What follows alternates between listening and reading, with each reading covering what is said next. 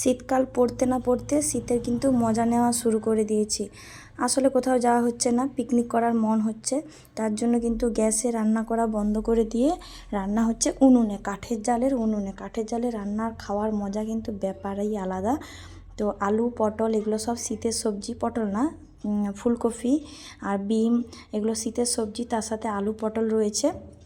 তাই দিয়ে ভাবলাম এক তরকারি ভাত খাবো কিন্তু গরম গরম, তার জন্য আলু পটল দিয়ে কষা করে একদম মাছের ঝোল হবে, তার দিয়ে আমরা দুপুরে ভাত খাবো।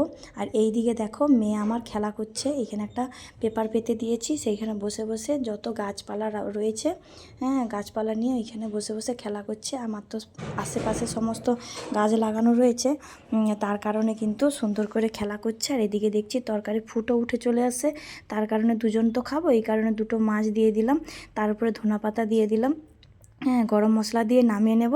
দুর্দান্ত রান্না হয়েছে, দই পটল মাছ দিয়ে ঝোল, দই দিয়ে করেছি, আর তার সাথে করেছি কিন্তু টমেটো পোড়া।